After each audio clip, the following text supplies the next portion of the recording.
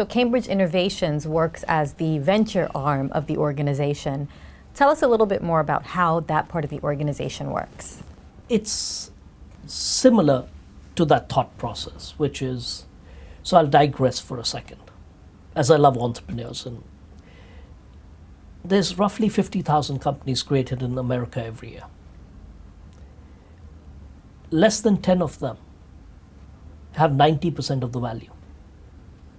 Less than 3% of venture capital money flows to seed and early stage. Well, early stage is defined as over 10 million, which is not my definition. So it's a little larger, maybe it's 7%, but 3% of the money, that's roughly $350 million for 50,000 companies that's available.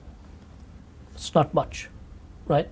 So odds are already stacked against you. How do you get from point A to point B? Because nothing succeeds like success. When you're successful, everyone shows up. And I firmly believe that the current venture capital model is broken. And it's broken because of the economics of the way venture capital is set up. Now, that's not to say that there aren't some great venture capitalists. But the logic I use with my team is, if you were really good at what you did, you'd be an entrepreneur. How many venture capitalists do you know who have made $1 billion? You'll be hard pressed to name a few. How many? And all of them are entrepreneurs if they made $1 billion, because they've created a company and they built an organization. How many entrepreneurs do you know? I'm sure you can name a dozen, right? So A, the best and the brightest are not going to be venture capitalists or bankers, right? Essentially what you're getting is a new breed of bankers in there. Secondly, you have what's called the 220 rule. For people who aren't familiar with it, you get a 2% management fee on the amount of money you manage and 20% of the profit above a threshold. Now, average returns have been around somewhere between 10 and 13%. Now, with your hurdle being 8 to 10%, that means you're getting 60 basis points of profit over a 10-year fund. That's not very much money to keep you motivated. So what do? You increase what's called AUM, assets under management, so the 2% becomes dominant, right? So if you have a $2 billion fund, that's $40 million a year that you're going to make.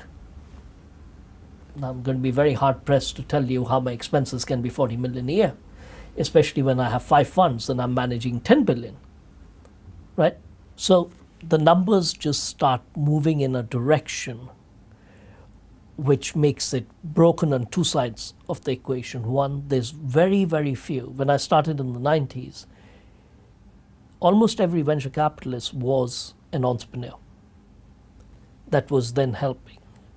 That ecosystem became about enlarging AUM, and then you became more like a banker, because people who manage large sums of money are different. So we have on one side an entrepreneur who has everything stacked against him or her.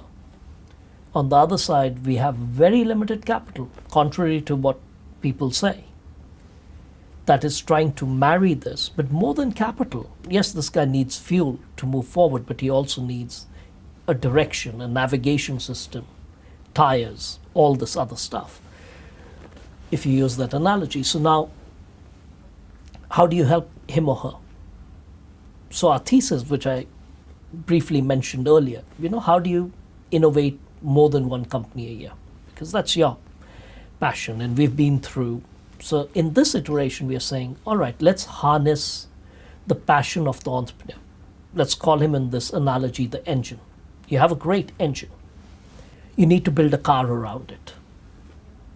Now, if I can help the guy build the car around it, which is fairly a pedestrian job, it's a door and tires, can he then spend more time doing the two things he must do, which is marketing, getting a client, and maybe raising capital, instead of spending his time trying to build non-core activities of 20 people who code in Java or Perl or whatever the latest thing is? we married the two at innovations. We said, A, we'll give you capital, and B, we will give you access to rapid prototyping and a scalable team. You can have a 2-person team, you can have a 20-person team, and you can scale it up and down based on when you have work. And that's the experiment or the model that we are trying to now see if it works. We thought there were 3 challenges to it. A, could we find quality deals? B, would the entrepreneurs like this as a model? And C, could we pivot our organization from working with large-scale clients to actually start to work with smaller scale clients? Because here you're building enterprise scale, and here you're trying to do rapid prototyping in component base. So far it seems to work. When we announced it, I said we'll do 12 deals by March 17. We've done 12 deals already in the program. We've now recalibrated it and said we'll do 50 deals by March 19 in the program.